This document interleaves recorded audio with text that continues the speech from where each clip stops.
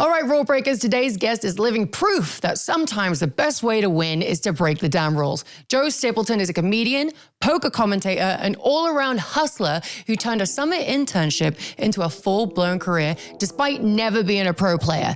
He's bluffed his way into TV, finessed his way into Hollywood, and somehow made poker funny. We're talking about outsmarting the system, the highs and lows of stand-up, and for some reason, unsolicited dick pics, because of course we are. Let's get into it. This is Rulebreakers, and today we're sitting down with Joe Stapleton.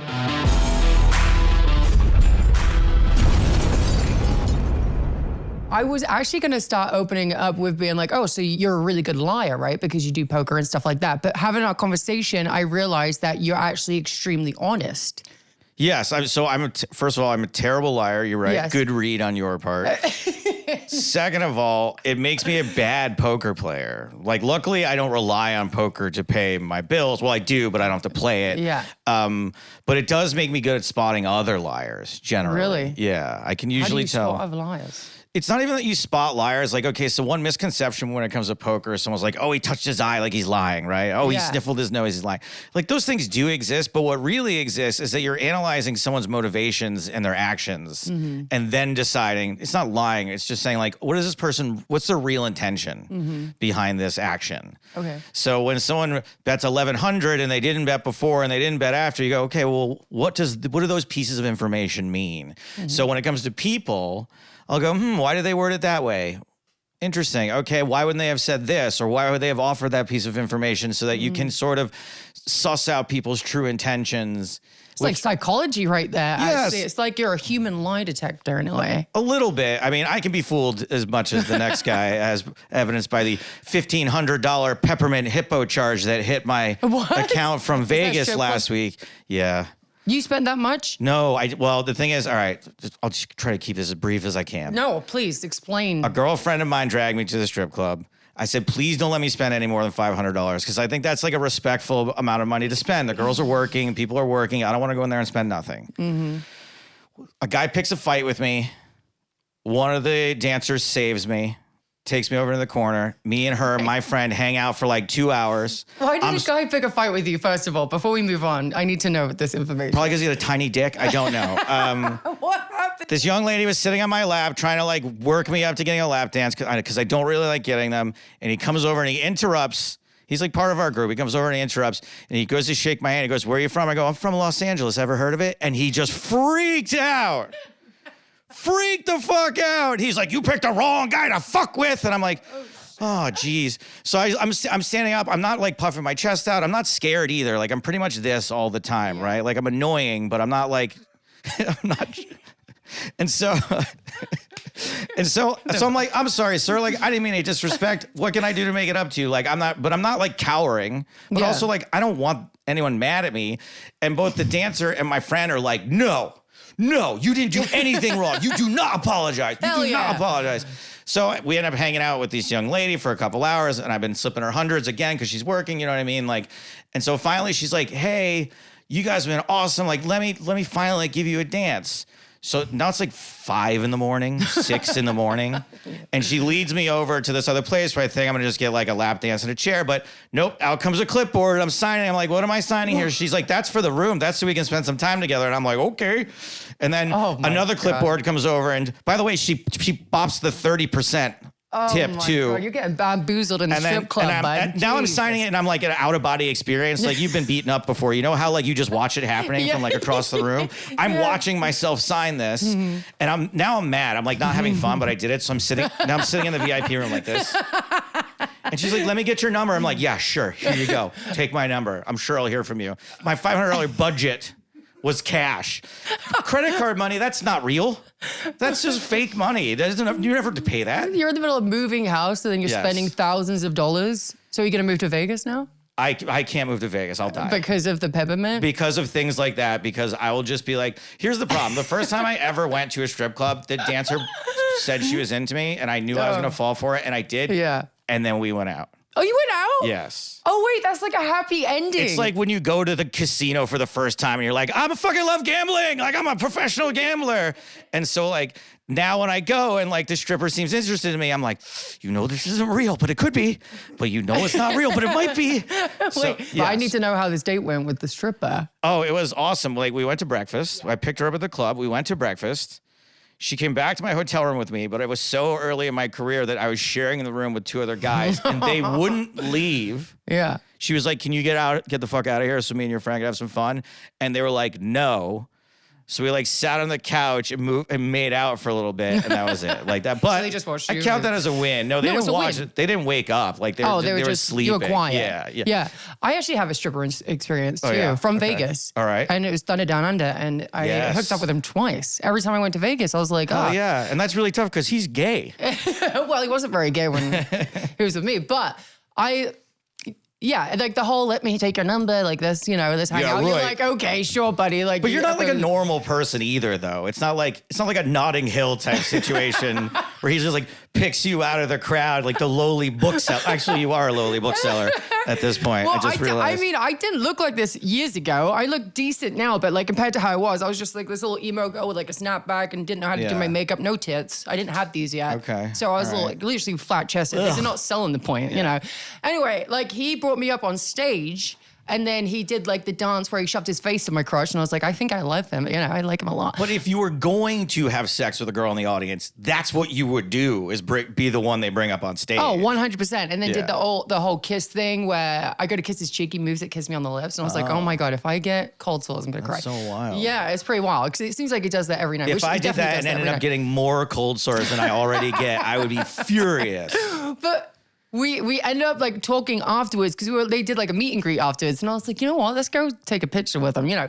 So we took a picture and he's like, can I get your number? And I was like, sure. Like, me, like of all people, I'm so hideous. He takes out a phone that just has candy inside it. That's how he gets all the. He wasn't very smart though. That's the thing about him. He was dumb as shit. And I was like, I could never be like a relationship with you, but you're really fun to have like once and like Plus once or the twice. novelty of it. Like if I don't know if girls have the same thing, but like it's kind of a notch in your belt to be like, I bagged a Thunder Down Under guy. He could fuck any girl in this whole theater, and he picked me. He picked me. Yeah. He picks a girl every single night, babe. I was one of them. Even which still, is good. that's good. Yeah, and like I would go through the airport and he'd be like on the poster and stuff. I'm like, I did him. I did him. You should draw the outline of his willy, like inside his whatever. willy. That's a very British term, but I lived like in it was a England good for a couple size. years. Yeah. Yes. So actually, I wanted to talk to you about that. Yeah. How did you like it? Do you like British people?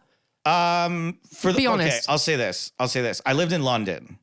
And I liked Londoner. I liked I liked the melting pot that was London. Okay. The pie chart, there wasn't a very big piece of pie that was English people. Right? It was a lot of other people. There's a lot of foreigners that live there. Yes. And so I liked that aspect of London. My Brits, I do very well in Britain. Brits love me. Like so the countryside, the like regular British people, they really like my humor. They really get dry me. humor, yeah. Yes. But I will say that like the trashy parts of England go toe to toe with any trashy part of America. Yes. Like everyone like thinks of England as being this like upper echelon, like part of it is, Yeah. but some of it is might as well be Appalachia. Like it is. That out of their fucking mind. Yes. Dude, I come from that area. I'm like from a council estate, like I wasn't running the streets with knives, but like we don't have guns over there. We have knives and they will fucking rob you and they will stab you. Like they're out of their fucking mind and they're a nuisance. So I can imagine you walking past or driving past a group of chavs. You know chavs? I do know chavs. Yeah. I'm trying to remember what that's down for. Council house, something, or whatever the fuck ever. Anyway, they're like plastic I gangsters. liked the word chav till I found out what the derivation was, and I was like, I can't make fun of people who grew up in council houses, but like, I'm a council house, so I can chavvy say it. dudes, you can. It's your people. That's my people. Yeah. Yeah. I come from like gypsies, and gypsies in England are a little bit crazy. Yeah, I just realized that I saw a movie about you. Yes, so you yeah, did. so I know some. Wait, which one? Wait, I want to know which one too. The Stephen Merchant one. Oh, okay, good. Yeah. No, it's just because I had leaks, so I didn't know. Excuse me, what? Oh, that movie. No, I didn't see that one. There was a couple. We were talking earlier about my like code of ethics. Yes. I would love to see this movie, but I would want you to want it to be seen. No, I don't want it to because be you don't seen. want it to be seen. I would never look it up. It went mega viral. It's been seen. I don't want it to be seen. No, what I'm but- saying is that even the ones that have gone viral, I'm like, oh, I'd really love to know what Jennifer Lawrence's boobs look like, but she didn't release it, so I won't look. Like that's the kind of person I am. I told you, sit on my Hell hands of at the a strip guy. club. Yeah. Okay, so you're a gentleman. So the second you can make money off it, let me know. I'll sign, like, I'll pre-order whatever we have to do. Yeah. You don't pre-order the book, you pre-order the tape. I mean, come on, who reads? But so you're a gentleman, yes. But in the kitchen... Wait, can I jack off to the book? I mean, maybe. I talk about the tapes in there. Okay, all right. I'll put me down for a book too then. Okay, but it's not really spicy. I could make It's it spicy. No. For I'm you. just kidding, by the way. No. You shouldn't be joking. I see that this is the thing about you. You do have a very dry humor, so I get it. No, I know but you get then the I joke. said that you have a facade happening right now. I'm like, I can tell that you're not as nerdy or as awkward as you like to portray. I think you're... It's all character work. I see what you're doing. I did have someone call me out one time who said that my like the charming awkward guy was like a bit. That's what it is. Charming, awkward. And I was just like, well, I mean, isn't that kind of charming and awkward in and of itself? Isn't it the bit? And then she said I seem like a professional dater. And I was like, first of all, how'd you get past my assistant? Okay. Wait, so we're talking about England, though. He's laughing. Can I tell you a funny story about England? So England, Please. So the English language thing is the reason I ever sent the only unsolicited dick pic I've ever sent in my life. Okay. So Wait. Okay, go on. Yeah, I've only one time sent a dick pic that someone didn't want. And it was because I had moved from London back to LA. I'm in my new apartment. I'm hanging out. I'm like kind of flirting with this girl I've been talking to in England. She's from the north. From the north. She said, what are you doing? I said, I'm laying in bed. And she said, okay. And then she asked for a dick pic. And I set out to create the best dick pic of all time. I had like a key light and a fill light. I like used the rule of thirds. It was just well composed. I took the Mona Lisa of dick pics. Sure. In that if you look close up though, it's like... It's smaller than you'd expect. Yeah, when you see it in person. Yeah. And I send it to her and she just writes back, lol. Now, in the country, in the United Kingdom, there's like 700 words that mean dick. Yes. A willy, knob, shaft, a Corey. helmet. A Corey. A Corey. Yeah. A bell end. A bell end. So when she said, send me a dick pic, what she actually said was, send me a picture of your gaff. Now, dig. For those of you who don't know, there's a million words for dick in UK English. Gaff is not one of them. Oh, no. Gaff, your gaff is your house. Your gaff is the place where you live. So when I said the follow-up question of up or down, and she replied both, that's why I was a little bit confused. She wanted the upstairs and the downstairs, not the... Okay, but so when she said, send me a picture of your gaff, you thought it was dick. I thought you said digs, which is also means your house. Yeah, D-I-G. No, she said gaff. Oh, yeah, you really fucked that up. Yeah, but sorry. I just want to let you know that no woman wants a dick pic. Even if they ask for it, she didn't ask you. I just want to clarify, everybody. He sent unsolicited dick pic. No woman, even if they ask you, actually want a dick pic. This is for the men all in here right now.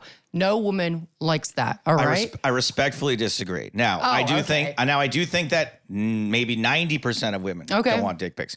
Some girls really like dick pics. Okay, who? I mean, do you want me to name them? I can well, you can do names, but the type of woman. I can just do like a facial image search on my phone and for all the people I've sent them to, because I can promise you those people like them. I agree with you that most don't, and most have made it very clear to me that they do not want that. And like I said, I would never send one without being asked anyway. Right.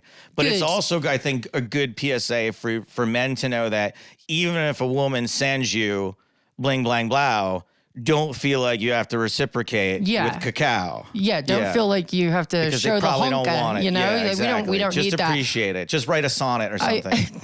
Yeah, no, do something like, women want something like that. They want effort. It doesn't have to be an expensive gift or anything like that, but they want effort. That's what they need. Yeah. But going back to dick pics, right? Yes. So I'm always inundated with dick pics. I can't get enough of dick pics, right? So I would go into my requested DMs, which I call the dark web. Oh, sure. Because it's fucking insane in there. And like the double down, there's like 2 folders deep where they keep the really crazy people. Yeah. There's requested DMs, and then there's the hidden the other requests. One, yeah, where they're like, we're like, you shouldn't even look at this. There's one that really sticks out. right? And it was this Indian guy, and he straightened his pubes. They were stick fucking straight. He like straightened the shit out of him. So you could just see his little head at the end of it. But then also attached to his little head was a little crustiness there. So I think it's like, if you have your foreskin, it like your foreskin needs to be maintained. As a foreskin owner, I'll tell you, you got to do the tire rotation, the 3,000-mile oil change. You got to do all this stuff. You have to really get. If you don't do it, much like an engine, it'll lock up on you. Yeah. Oh, dude. Well, yeah. Well, I have experienced two people with the sleeve. Wait, as a person from the United Kingdom, you've only been with 2 uncut dudes in your life? I moved over here when I was 19. Okay. Right. That's 14 years ago. It was a long time ago. And so I was 19, so I only had slept with 3 men. And I think that was quite a lot for a 19-year-old until I came over here. In that time, yeah, I think in that day and age, it was a lot then, yeah. It'd probably be considered a lot now, too, because young people don't have sex anymore either. Yeah, that's very true. Back then, when I was inexperienced, 19-year-old, there was the turtleneck on it. And I didn't like it. And I thought that's all I knew. So when I came over to America and saw that, you guys chop that thing off, and I was like, you can always see the head of it, like it's always there. But if it's flaccid in England, it's just like a slug. It's like not attractive. Oh no, it's pretty. Like I'm a grower, not a shower, and the show part is, woof. Yeah, it's rough on you. Yikes, yeah, not good. Wait, but why don't? Okay, I don't know why I'm asking this. Yeah, that's okay. Why do you still have your sleeve? What other body part do we snip off of a human being and let them go? Like we don't cut our earlobes off. We don't cut a lip off. We don't cut. Why do they do it? Why do they do it exactly? Well, there was a guy in the United States of America named Andrew Kellogg. Okay, and he was a super Christian conservative guy, and he thought that if you gave boys circumcisions, it would make them jack off less. Oh, this is from like the 1930s or 40s. Even though it started as a Jewish tradition, right? That's really where it comes from.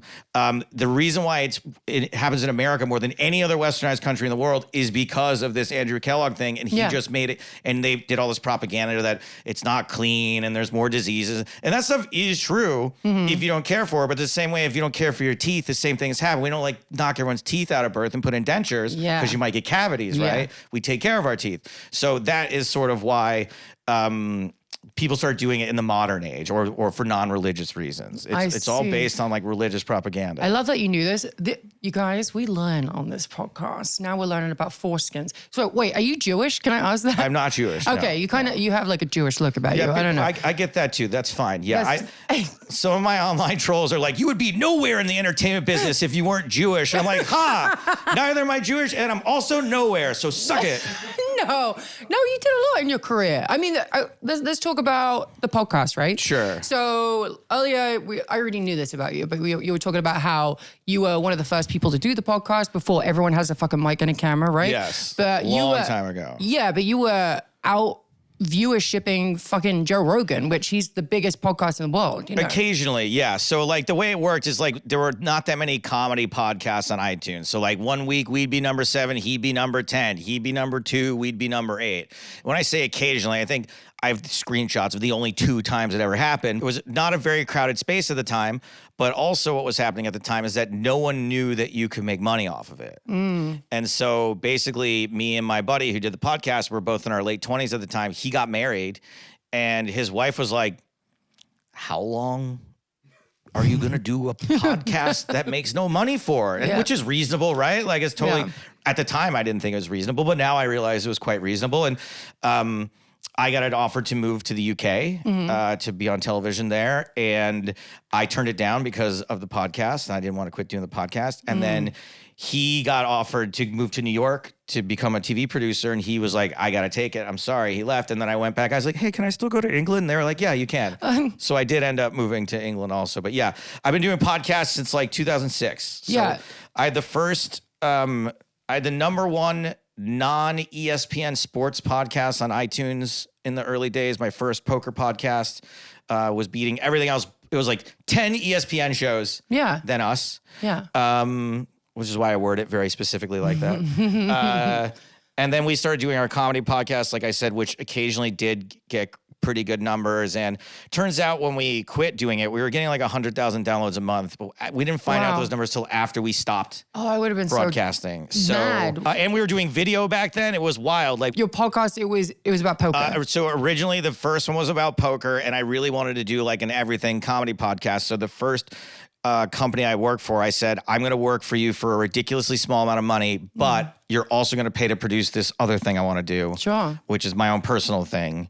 And that to this day is stuff people still remind me of it. I'll still get tweets or instant messages on Instagram bringing up bits that we haven't done since 2008. You should bring it back. The market is so saturated, no offense, with podcasts that like, I would be like, yeah, here's just another white guy with a microphone. Here we go. Like white guys have opinions. That's what I call podcasts, by the way. At least you're a lady. Yeah. And we might hear some different opinions, but I'm the same way. I was like, this is going to be difficult to break into the space. It is. It's really hard to figure out like how we're going to stand out and how we're going to like, apart from having just a fucking emo girl. But your perspective, right? That's something. That's something. Yeah. Well, what do you think of that? I think it's great. And I think that it's really wise to do one thing that you can immediately put out there as your clip every week. Exactly. Very visual. Yeah, I'm sure people would love to see you ripping my hair out. Like it's just no, they would love it. Yeah, honestly. And like download that. Yeah, and we're gonna have like non-celebrity guests come on too. And we started today. But we want to get non-celebrity guests on too because we believe that these segments will do extremely well and people would tune in just to see what the fuck we get up to on a weekly basis.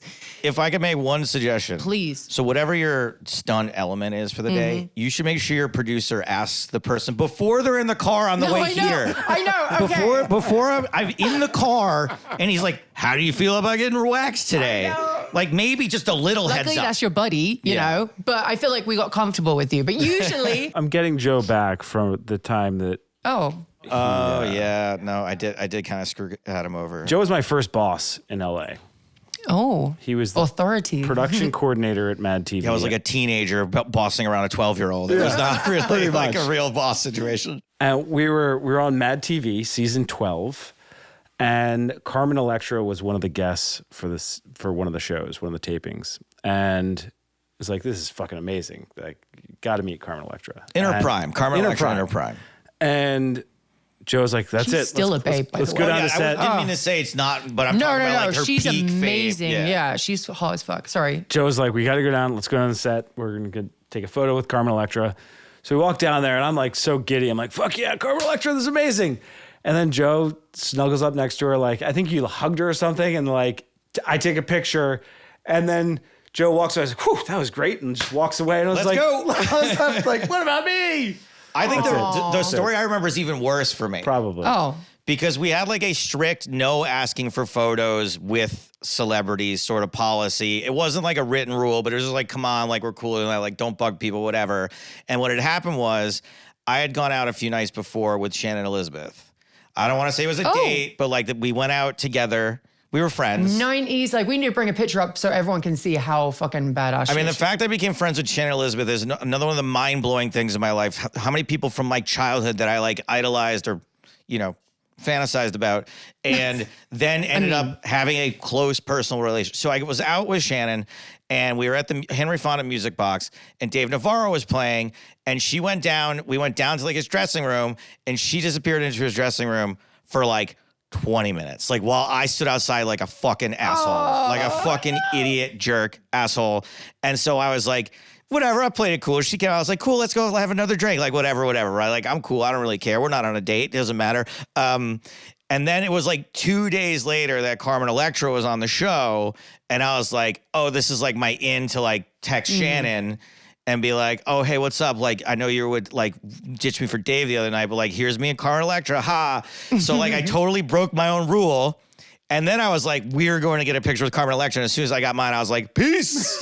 Oh my God. Wait, I need to hear more stories with you two. Like, Joe, do you remember the Friday morning call that I got at the office? There was a call one time where you called me and someone was asking you to shovel dog shit. That's correct. And I was like, I'm sorry, man, but like, you got to do it. Like, I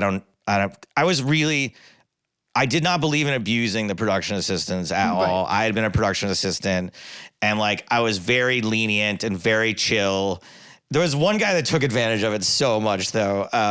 But yeah, there was one time that Adam called me and he was like, I'm basically cleaning up someone's dog shit. And I'm like, I don't think there's anyone else to do it. I'm sorry. You got to do it. I mean, So this is the payback right here. This is the payback. Yeah. I mean, but this is fun. Like, I tell that story to kids that are trying to come in. It's like, I've literally cleaned up dog shit. Yeah. The fact Yeah. that you're complaining about doing this right now is bullshit. It is kind of weird. Like, I do like that we live in a kinder, gentler Hollywood right now, but like some of the stuff that I hear, like the stories I hear of like someone, just like some assistant at like whatever, just being like, excuse me, I'm like, I'm having a little anxiety over like the volume of your voice right now. If you could like tone it down. I'm like, what? Oh my God. I had a wardrobe guy like stick his hand up my shirt my first week at Mad TV for no reason. Like, yeah, I'm sorry that someone's a little loud, bro.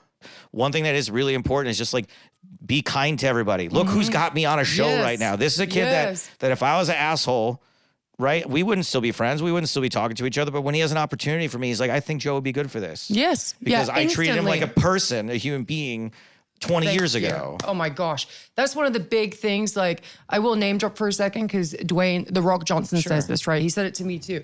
You stay humble and hungry, right? Yeah. Like, I've just come across so many fucking people that will not only treat like someone who's on your fucking level like shit and stuff like that, but they'll treat the fucking bosses like shit, fucking crew people like shit, just everybody like shit. And I'll see them fucking be so fucking mean.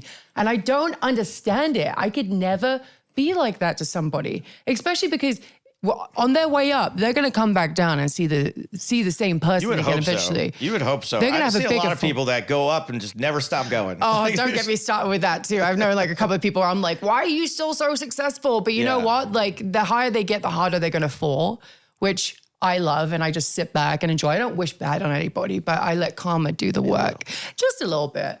All right, so let's talk about what you're doing now, though. Yes. Yeah. Where can people find you? What are you doing? Okay, so I am a brand ambassador. I'm for a company called Poker Stars, which is an online poker company. Only operates in a few states here in America, but it operates in the UK and in Canada, most of the countries in the Western world.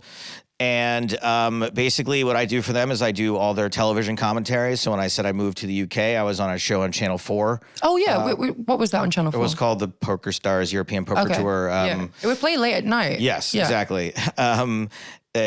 So I did that for a long time, and now that show has sort of migrated mostly to YouTube, and it's on Fox Sports here in America. So we do another show called The Big Game. I do a weekly podcast for them.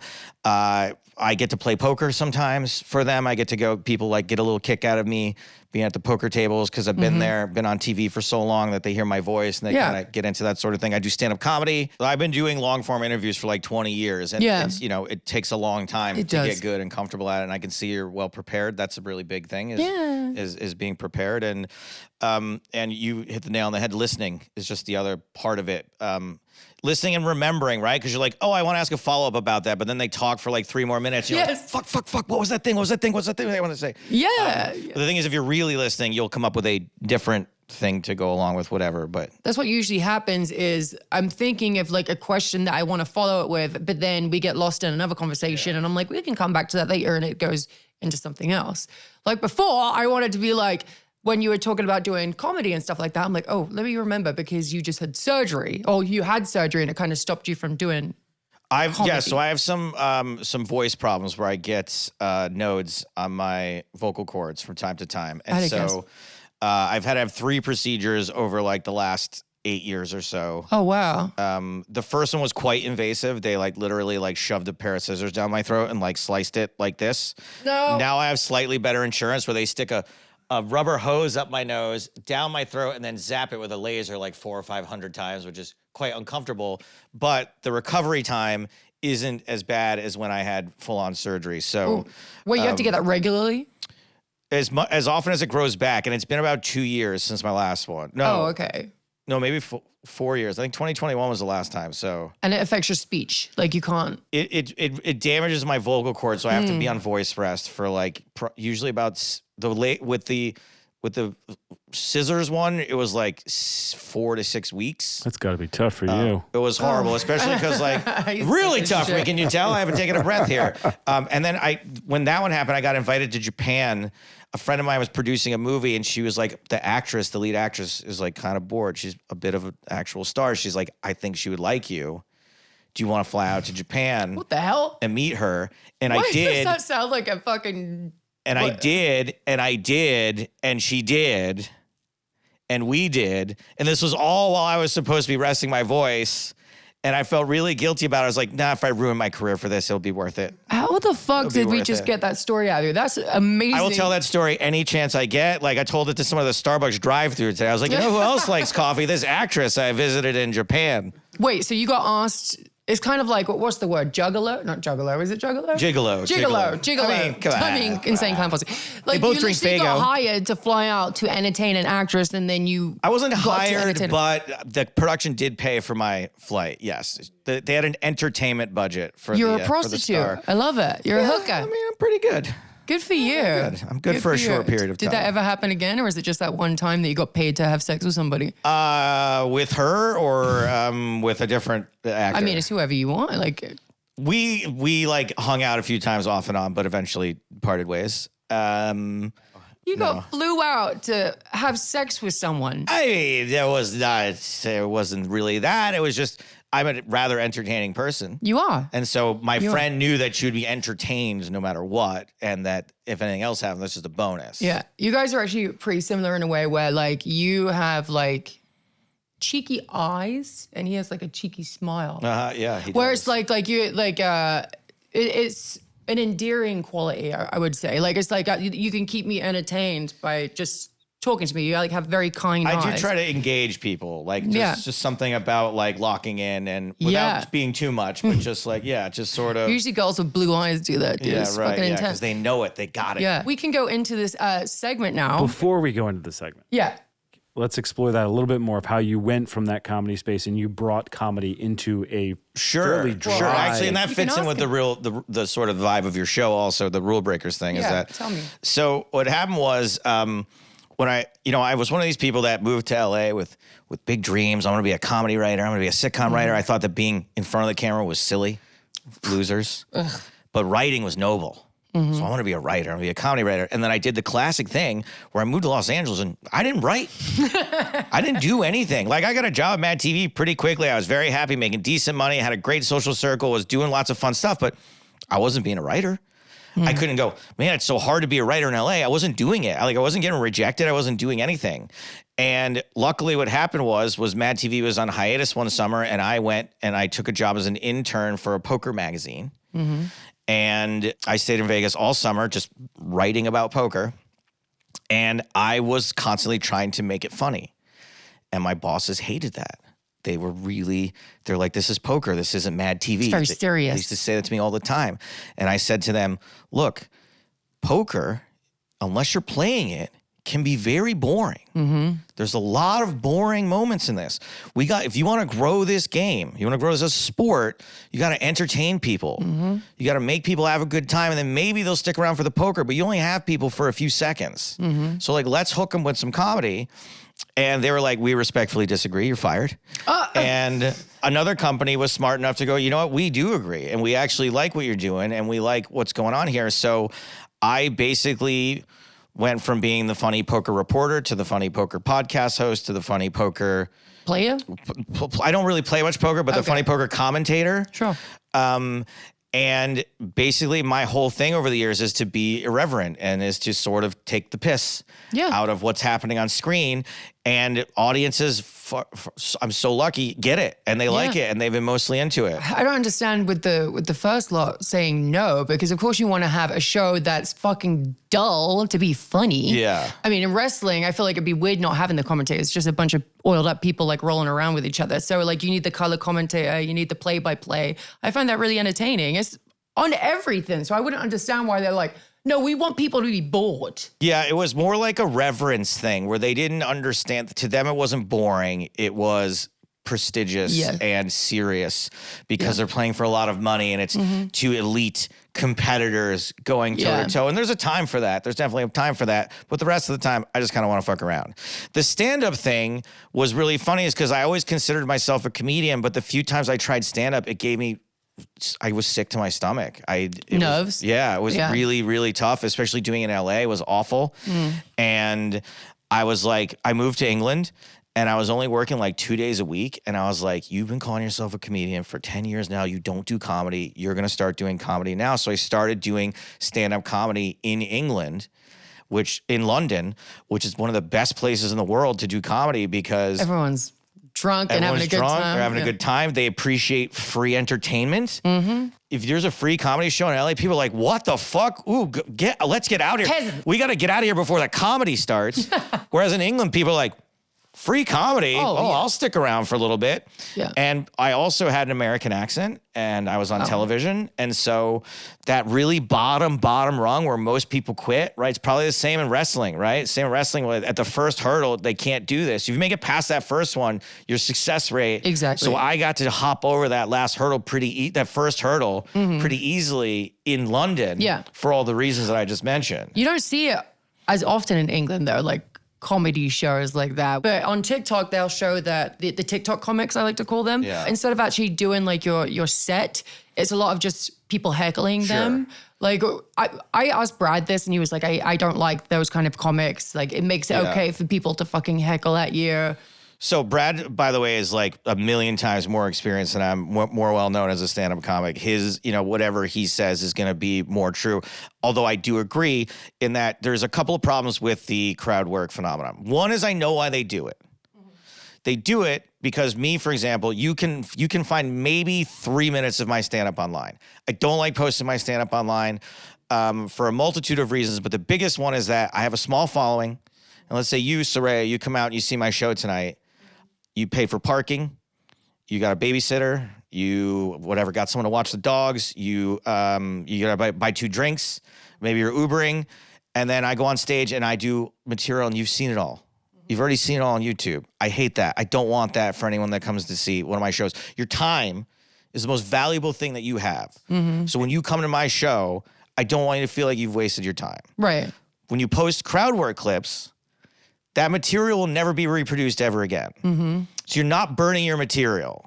So if I put crowd work online, that material is never gonna hurt me. They'll never come to my show and go, I saw this already because I've only put up crowd work.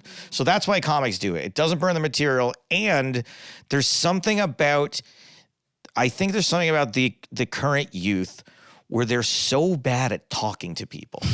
Yes. That seeing someone, talking to someone with such ease and such ability to drive the conversation and to be funny, that they look at it like it's sawing a woman in half or making the Statue of Liberty disappear. They're like, whoa, that guy, he hesitated when he said, are you married? And that guy made fun of it. That's hilarious. But to Brad's point is now there's a whole generation of people who think that's what stand-up comedy is going to a show and getting roasted. Yeah. I won't hang out at the comedies. I'm actually supposed to go hang out there tonight. I'm doing a show in West Hollywood, and then my buddy wants to go. You go like hang out at the stores, like what you do.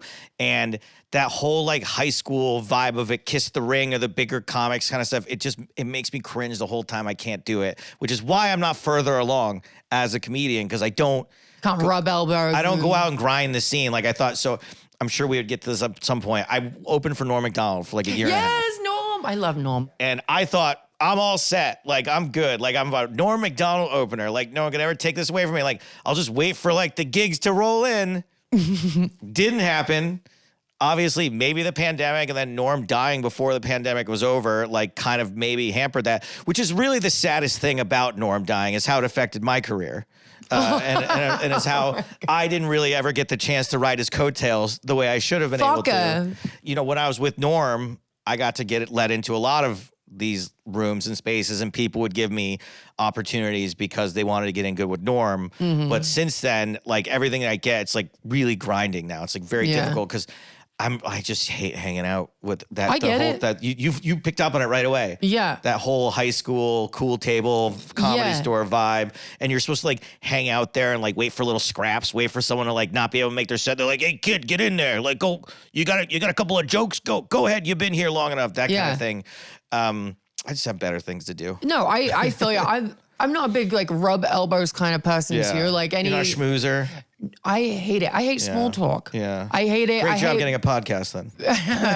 I can fake it. I'm a woman. I can fake anything. Okay, you told me this earlier, and I'm like, we need to fucking talk about this. You're freshly single. I am freshly single.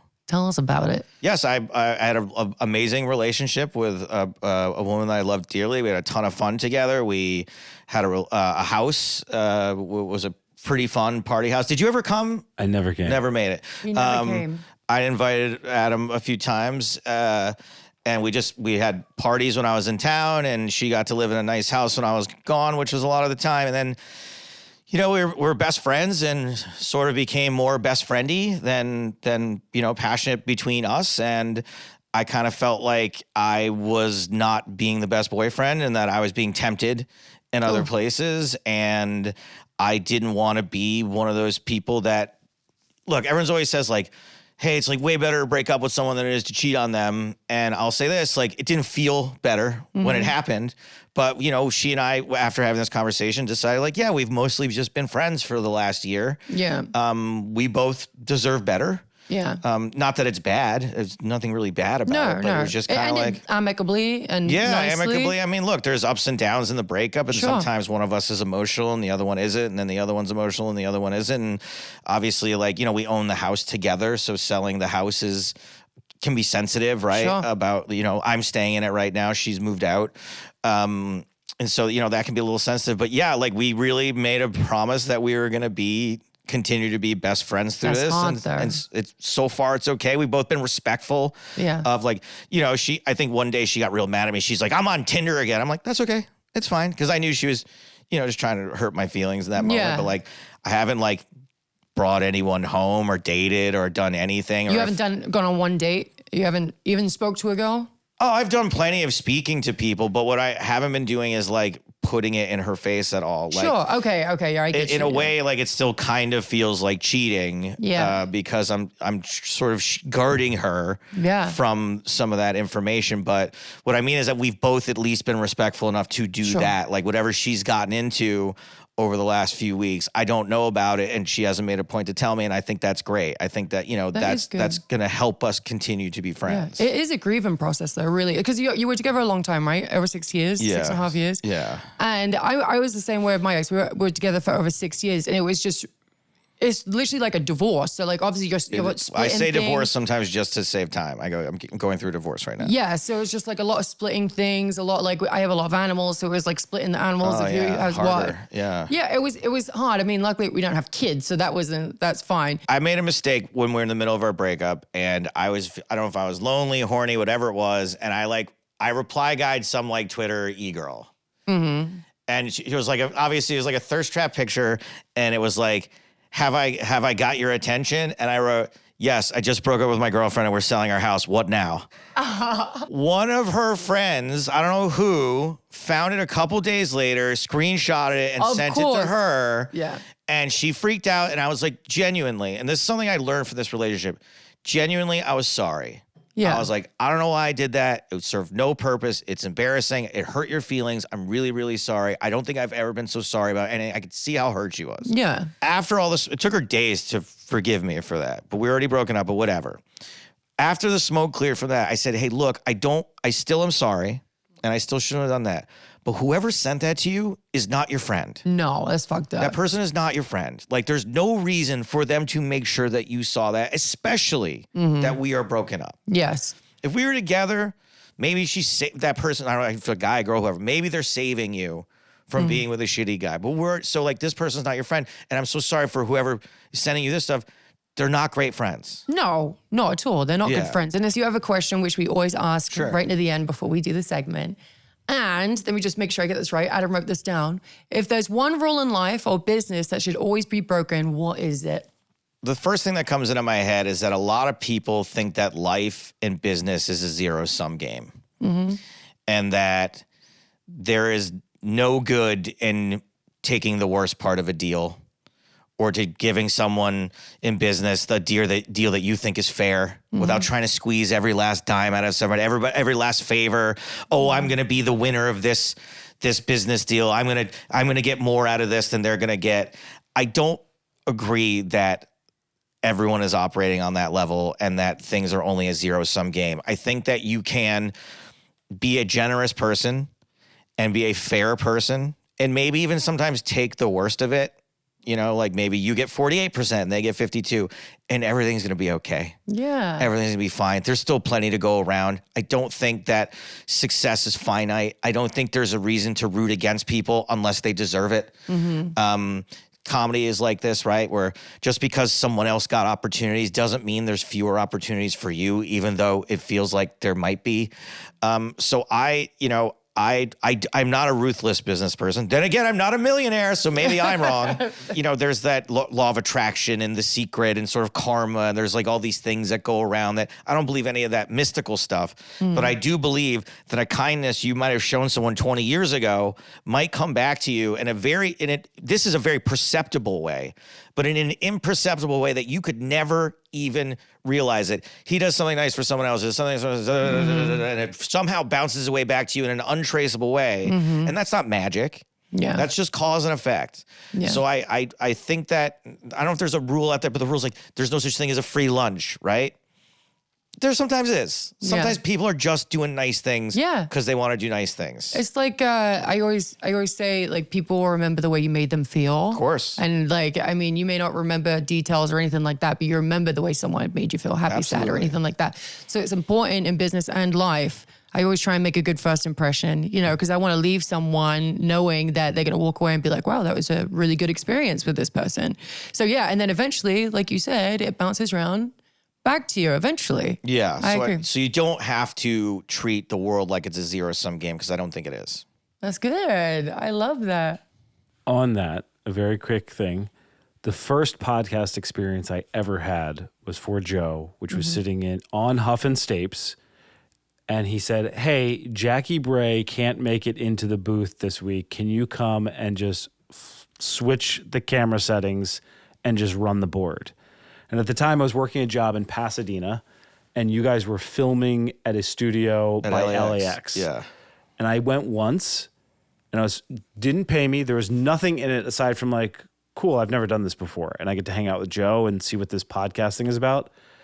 I was hooked. And I did it multiple times, driving the hour and a half to go from. You were one of my favorite people that ever traffic. did that job. You were so good at it. And it was a blast. And it's just funny to, again, be this full circle moment where I'm sitting over here and seeing you again on the other side. And you also gave me the first bin of podcasting equipment in a Rubbermaid container that was podcast and vinyl written on the top of it. Which, you know what? And you were probably catching me like at the end of another breakup or moving or something. I have another bin now if you want it. I'll take it. My public storage. You can have it right now. I have like 3 mixing boards. I just found a whole bunch of stuff. I'm like, I guess I'm going to pay $200 a month to store this stuff I'm never going to use. But we'll see if you can use any of it. I'll give it to you. all right. Okay, we're doing an unboxing on one of these episodes. I could have a garage sale right here in the garage. We do have to go into this segment now. Yeah, let's do it. I'm really excited. Thank you for the rest of you were fucking amazing, but we do have to hurt you. So the aim of the game is we're going to give you trivia I wish I was questions. into pain. This would be such a, that would be like, I'd be like, yes. The name of the game is you answer trivia questions. If you get them right, you don't get waxed. If you get them wrong, Say the name of this one. this is Wax Party. Now that I bragged about being good at trivia, if I get them all wrong, it'll be very embarrassing for me. Where are we waxing, Joe? Okay, so I'll give you guys some options. So right here, I could use it. For those of you who can't see this, he's pointing to his upper chest, lower neck. Right here, yeah. Like I call this my Harry Potter. Oof, that's not good. And I don't love the hair there, but it's kind of rough to shave. And then also, because I had a house with a pool the last bunch of years, I live with my hair as it is, right? My hair on my chest, I live as it is, my arms, whatever. But I do think that if you're a dude and you want a woman to ever put her hands on you, you should get your back waxed. Yes. I have not had my back waxed in a while. So if you wanted to do like my lower back, I have my little back pussy. My back bush is kind of Your back bush. yeah, whatever you're more comfortable with. So we could do right Hey, well, here. I'll do anything. If you want your fucking gooch wax, I'm waxing it. Gooch. Do I even have a gooch? My gaff? Yeah. Do you mean my gaff? Your gaff, yeah. My digs? Yeah. It's the space in between your balls and your ass. Oh, no, I'm good on that. Thank Okay, you. that's Yeah, fine. that's a All right, well, rumble. we'll stick to a PG area. All right. Yeah. Adam's going to be asking the questions. I will be waxing. We have 10 questions. 10 right? questions. Yes. First question. Which streaming platform in early 2025 acquired exclusive streaming rights for WWE programming in a deal valued at $5 billion over 10 years? Wow. Okay. So I know that they're on Netflix now. Okay, Netflix. I'm saying Netflix. Netflix, that is correct. Okay. All right. Question 2. Released on March 13th and expected to debut inside the top 10 of Billboard Hot 100, Chappell Roan's latest The Giver falls into what music genre? Oh. Get it ready. No, get this strip ready. Pop. Techno pop. Country. Country. Wow. Okay, there we go. That's not even close. Saraya is taking a wax strip and getting ready to put it on Joe's neck. Getting ready to pull. First pull. Hey, okay. How was that? Did anything come off? There's some. I'm gonna need. Looks I like sell those skin. on Etsy later, so just let me keep these. Thank you. On a scale of 1 to 10, what was that pain, Joe? That was like a 3. Oh, that's not too bad. It was a 3. Not too bad. Is there still hair there? Should we do another one there? If I get. It's a little red. The first time I got waxed was in a very similar situation. I had to answer trivia. 2 professional lady poker players were straddling me, and they were ripping strips off my chest and back, and I bled. It was full 40-year-old virgin. You're a glutton for punishment. Okay. I'm just a tension whore. Anywhere there's a camera, just whatever it is, I'm there. Question 3. What historical drama TV series set in early 17th century Japan set a new record by securing 18 awards at the 2024 Emmys, including Outstanding Drama Series? Shogun. Correct. Good job. Holy shit. It's not a shotgun. I was just doing a little. Question 4.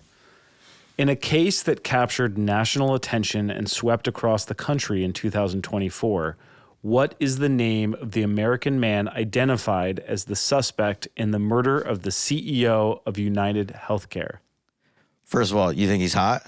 No. No. Luigi Mangione, not your type. No. Okay. Which actress made headlines in 2024 when a series of paparazzi photos taken while she was vacationing by a pool sparked a public controversy around celebrity privacy and the ethics of paparazzi pictures? That could be any number of people. I don't know this one exactly. I'm gonna have to take a whack at this. I knew, by the way, the last one was so easy that it was like the rubbing before the yanking. So that was the rubbing. This is the yanking. Zendaya? Close. Oh. Sydney Sweeney. Sydney Sweeney. The okay. white Zendaya. You want to go easy and go on your hand or something? No, it's okay. If there's more, because I can. I felt better. That was good. That was like a 4. A 4? Yeah. Ooh. That one felt like some skin came with it.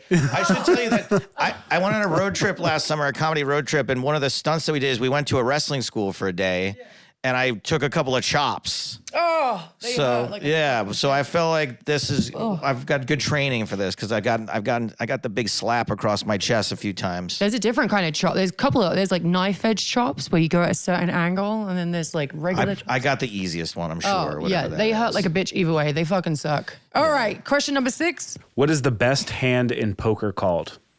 This is a question for Saraya. Oh, No, I'm not answering Okay. the question. I told you Okay. that, but do you know this one? roll flush. There you go. You got it.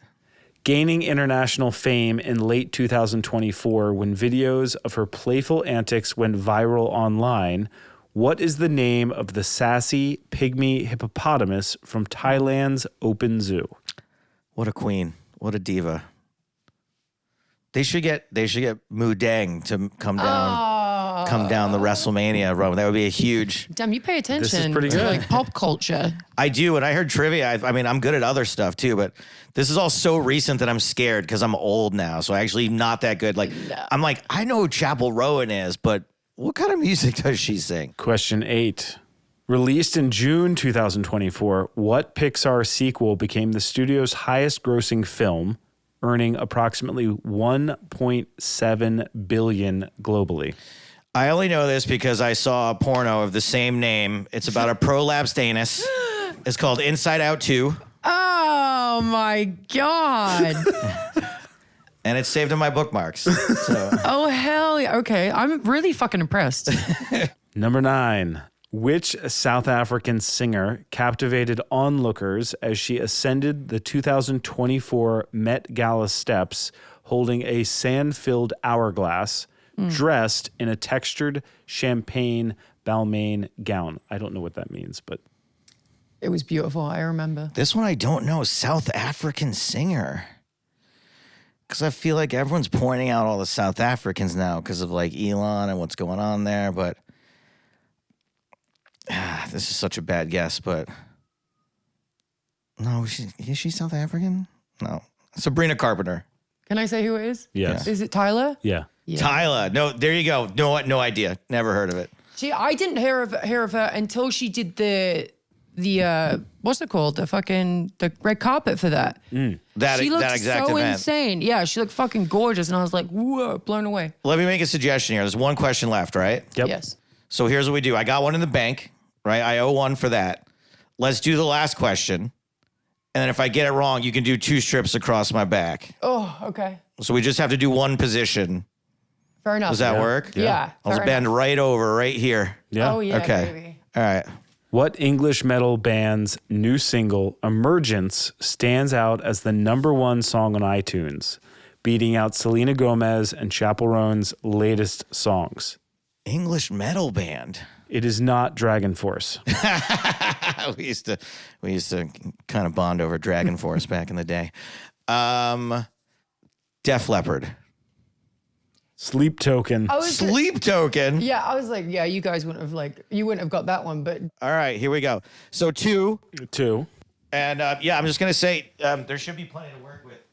Joe is bending over, face down into the sofa. So She's rubbing the it in. ladies that used to hang out at my hot tub with me, my girlfriend and her friends, they would tell me that I have hair pants. Hair pants. Because the waxing always stops right here. So the second I take my pants off, it's just all hairy. No hair from here on up. So exactly, my hair pants. First one. ready? Yeah. Ooh, baby. Ooh, that was spicy. That was spicy. That was spicy. Here we go. Yeah, Number I'm 2. ready. Number 2. Ooh, Alrighty. good rip. Yeah, all right. You definitely took it like a champ. saved me $40. You're welcome. I mean, if you pull a girl tonight, Well, oh, you'll do it. I believe in you. this is the whole dream of being single now, is going to comedy shows and having sex with 6s. Sorry, I had to throw away 6.5 years of our relationship, but I just had to fuck a waitress in Wisconsin. By the way, I'm in Wisconsin a week from Friday. I'm playing Winners in Oshkosh, Wisconsin. Yeah. Okay, but do you have shows coming up before we say goodbye? I have a show tonight, a couple in Wisconsin, but really, I would take some follows. I would take some social media follows. What's your social media? At InstaStapes. At Insta-Stapes? Yeah, everyone in poker calls me Stapes. So Okay. my Twitter is Stapes, @Stapes. My Instagram is @InstaStapes. Thank you so much for coming course. on. You're amazing. You're one of my favorite guests that we've had so far. This is a huge thrill just getting to hang out with. Were you officially a diva, or I don't want to Yes. miss? You were. Wow. Yeah, I was a Jesus diva. Christ. I'm glad I just found that out now. Yeah. I'd have been way more nervous during this whole show. Just I was an finding- official diva. Fuck yeah, for a that's long awesome. time. I'm pretty sure you're the only person that I've ever met that I've played in a video game. You played me in a video game? Hell yeah. Oh, hell yeah. Absolutely. Okay. Yeah, Well, you're thanks. great with a 2x4. Yeah, well, that's what they say. That was a wild ride. Just the way we like it here on Rulebreakers. We covered everything from bluffing your way into a career to the ethics of unsolicited dick pics with a surprising detour into foreskin maintenance. Classic Joe Stapleton episode.